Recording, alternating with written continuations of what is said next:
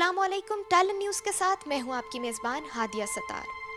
हाथ में पत्थर लिए शहजादियां कश्मीर की, ढूंढने वो खुद निकली हैं आज़ादियां कश्मीर की। अब तक जुल्म सितम और बर्बादियां कश्मीर की, पूछती हैं या इलाही वादियां कश्मीर की। या खुदा तोड़ दे अब जुल्म की जंजीर को, दे मौला अब आज़ादी कश्मीर को। 1990 को आज के दिन 5 फरवरी को ये हुकूमत पाकिस्तान की तरफ से ये फैसला किया गया था कि इस दिन को भरपूर तरीके से मनाया जाएगा और तमाम कश्मीरी भाइयों को इजहार यकजहती के तौर पे पाकिस्तानी कौम उनके साथ शाना बशाना खड़ी होगी। मकबूजा कश्मीर की बहादुर कौम ने अपने लहू से आज़ादी की तहरीक को एक नई जिला बख्शी और हक़ खुद इरादियत के हसूल के लिए अपनी जानें कुर्बान की। उन तमाम शोहदा को हम सलाम पेश करते हैं। पाकिस्तान समेत दुनिया भर के तमाम लोग इस दिन को कश्मीर यकजहती के तौर पे मना रहे हैं। इसी हवाले से आज हम मौजूद हैं जनाब गुलाम मोहिउद्दीन दीवान साहब, जो कि कश्मीर के MLA हैं, उनके साथ मौजूद हैं। आज कश्मीर डे के हवाले से उनसे बात करेंगे। जी अस्सलाम वालेकुम सर। वालेकुम अस्सलाम। जी सर, सबसे पहले ये बताइए कि यौम यकजहती कश्मीर का क्या मकसद है? ये उस दिन हम कश्मीरियों के साथ पाकिस्तान की पूरी कौम जो है, बल ना सिर्फ पाकिस्तानी कौम बल्कि पूरी दुनिया में जहाँ जहाँ कश्मीरी रहते हैं, जो मुसलमान रहते हैं, वो तमाम इन कश्मीर के साथ यकजहती के लिए ये दिन मनाते हैं। ये 5 फरवरी जुल्फ़िकार अली भुट्टो शहीद जो हैं, उन्होंने ये कॉल दी थी अपने दौरे हुकूमत में। उसके बाद इसमें जमात इस्लामी के जो काजी हुसैन अहमद थे, उन्होंने भी ये बरकरार रखा, उनके वो भी इसमें पार्टिसिपेशन उनकी भी काफ़ी है। इसके अलावा तमाम जमातें जो आज तक पाकिस्तान में जिनकी भी गवर्नमेंट आई है, सब ने कश्मीर के 5 फरवरी के जो हवाले से सब ने अपना अपना हिस्सा डाला है। और मैं ये समझता हूँ ये खालिस्तान जो पाकिस्तानी कौम है, ये वो उसको समझते हैं, अपने से जुदा नहीं समझते कि वो कश्मीरियों के साथ जो जुल्म और ज़्यादती हुई है, वो किसी दुनिया में ऐसा इतना इसकी मिसाल नहीं है जितना भारत ने वहाँ जुल्म ढाया हुआ है। 9 लाख उसकी अब फौज वहाँ पे आज भी मौजूद है। आज 500 दिन होने के करीब है, तो लॉकडाउन लगा हुआ है। उनकी बेचारों की ज़िंदगी जीरन हो चुकी है। कितने घरोना के बच्चे जो अब इस दौरान 500 दिनों के अंदर जो उन्होंने किल किए हैं, औरतें का उनका क्या हाल है, बच्चों का क्या हाल है, ये तो वो उनको पता है। तो नेट भी कभी चलता है उस दौरान, कभी तो कभी नहीं चलता, कोई मीडिया वहाँ पे वो नहीं अलाउ नहीं कर रहे। तो मैं ये समझता हूँ जितना जुल्म और ज़्यादती इस कौम के साथ हुई है, कश्मीरी कौम के साथ, इसकी दुनिया में नज़ीर नहीं मिलती। और मैं समझता हूँ जो अदारे जो आलमी अमन के लिए बनाए गए हैं, जो कौम मुत्तहिदा, ये कासिर हैं अपना वो जो मामलात हैं इसको ठीक करने के लिए।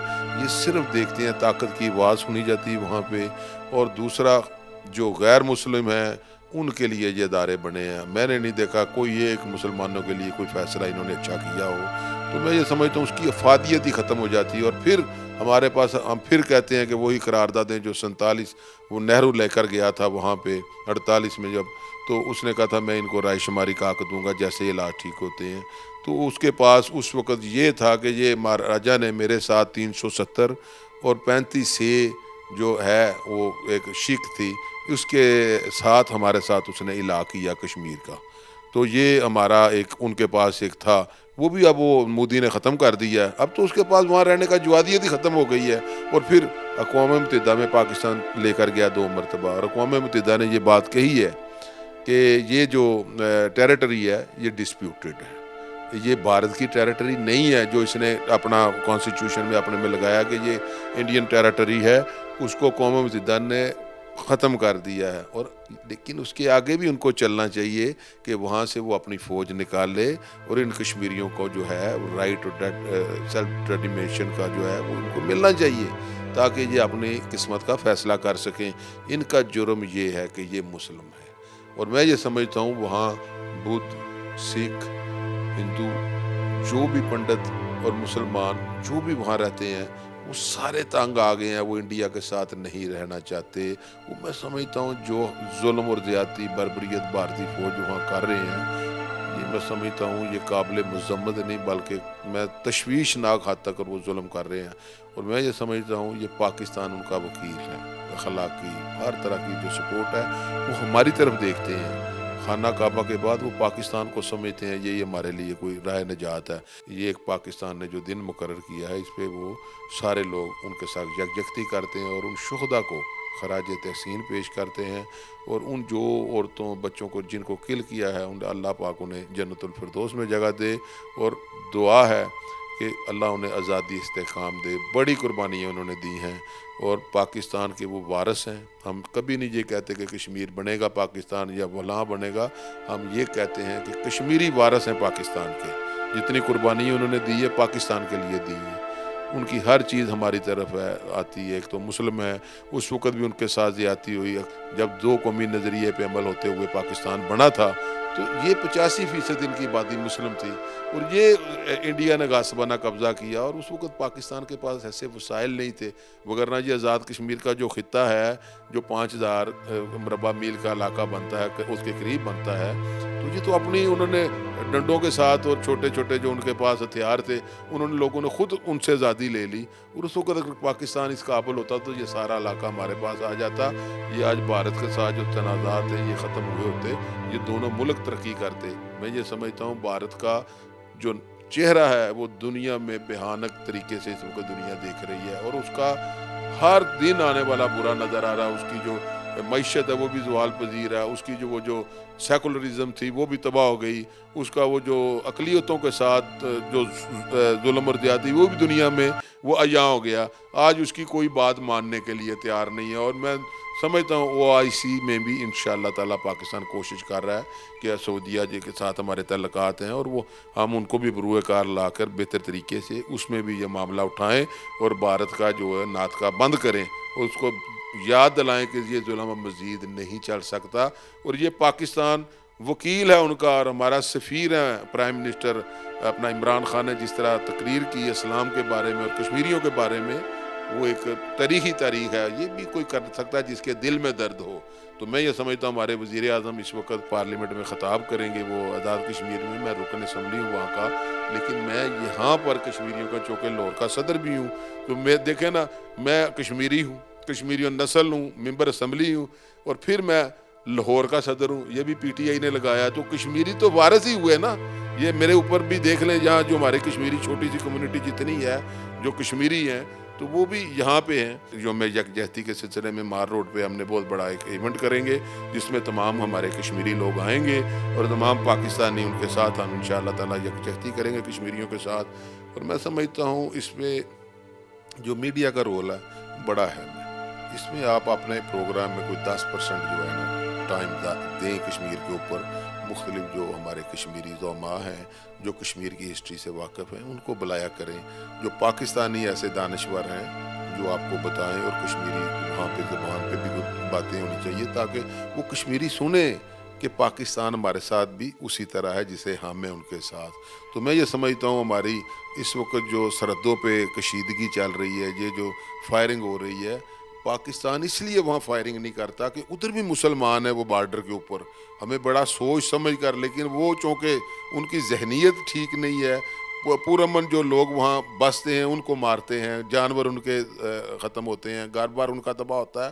تو اس سے اس بات کا کوئی ادراک نہیں ہے کہ یہ وہ کس طرح یہ زیادتی کر رہا ہے. اور میں یہ سمجھتا ہوں پہلے بھی اس نے کوشش کی, 2 جہاز ہم نے اس کے گرائے اور اس کو آج تک وہ ہضمیت وہ چاٹ رہا ہوگا. اور اگر اس نے کوئی ایسی کی بات, یہ جو کہتے ہیں سرجیکل سٹرائک وہ کرے گا, وہ اس کی ہمت نہیں ہے. پاکستان ایک ایٹمی ملک بھی ہے اور ذمہ دار ملک بھی ہے اور اس کی فوج بھی باوقار ہے اور یہ پیشہ ور فوج ہے اور دنیا کی یہ پہلے نمبر کی فوج ہے.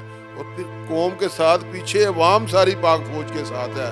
اور یہ حکومت اور جو ملٹری رجیم ہے یہ دونوں ایک پچ پہ ہیں اور ان کے فیصلے پوری دنیا میں پاکستان کو تقویت بخش رہے ہیں. ہماری معیشت ٹھیک ہو رہی ہے, ہمارے ملک کے معاملات بہتر ہو رہے ہیں اور انشاءاللہ آپ دیکھیں گے کہ بہت جلد پاکستان ایک باوقار ملک کے طور پہ جانا جائے گا. جیسے بھٹو کے دور میں یہ بنی تھی, لیکن اب بڑی سنجیدگی کے ساتھ اس وقت جو معاملات تھے وہ بھی آپ کے سامنے, اور اب بہت میچورنس ہے سیاست میں بھی اور دوسری چیزوں میں بھی. ہماری فوجی اور جو سیاسی قیادت ہے وہ بھی پختہ ہے.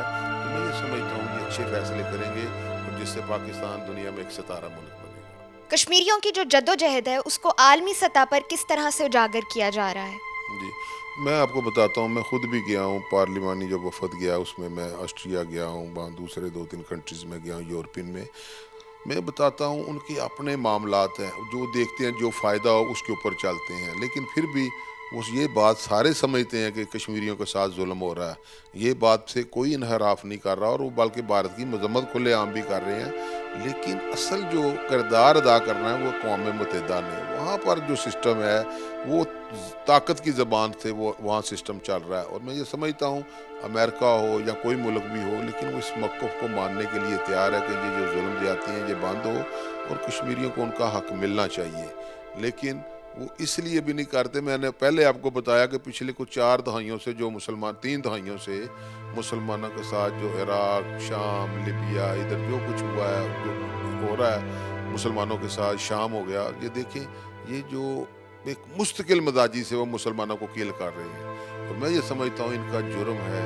اس کشمیری قوم کا کہ یہ مسلم ہے۔ آپ ایسٹ تیمور کو دیکھ لیں، اور دوسرے جو واقعات ہوئے ہیں یوگنڈا میں اور ادھر کیا نام سوڈان میں، تو آپ دیکھیں سارے انہوں نے فیصلے کیے ہیں، ابھی ان کی آواز بھی دنیا میں نہیں نکلی، تو ابھی روہنگیا کے مسلمانوں کے ساتھ جتنے ظلم زیادتی ہوئی کچھ ہوا ان کے ساتھ؟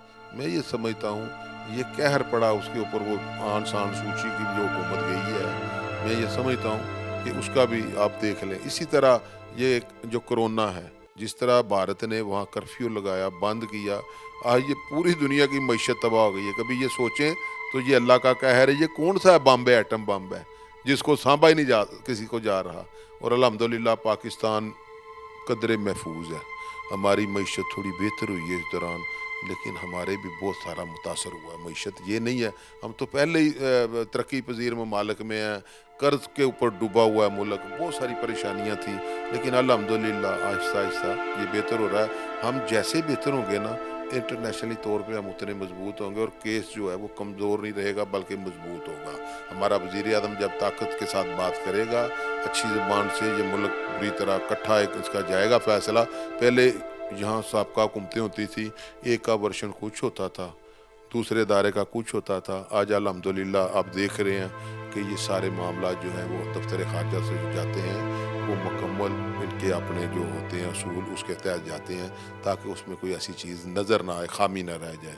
تو انشاءاللہ تعالیٰ کشمیریوں کے معاملے میں ویسے بھی عمران خان صاحب نے کہا میں ان کا سفیر ہوں، تو یہ لیڈر نے جو باتیں آگے بھی کی ہیں پوری کر رہا ہے، دیکھ لیں یہ ڈاکوؤں کو جو ساتھ جو حساب ہو رہا ہے، تو انشاءاللہ تعالیٰ یہ کشمیر کے معاملے میں بھی جو ان کا ویژن ہے وہ انشاءاللہ بڑا کلیئر ہے، کشمیریوں کو آزادی ملے گی، اور اللہ کے فضل و کرم سے اس عمران خان کے دور میں ہی اللہ تعالیٰ کرے گا ان کا کوئی معاملات ہوں گے۔ تو جی ناظرین، ہمارے ساتھ موجود تھے جناب غلام محی الدین دیوان صاحب، ان سے بات کی 5 فروری کے حوالے سے، یوم یکجہتی کے حوالے سے۔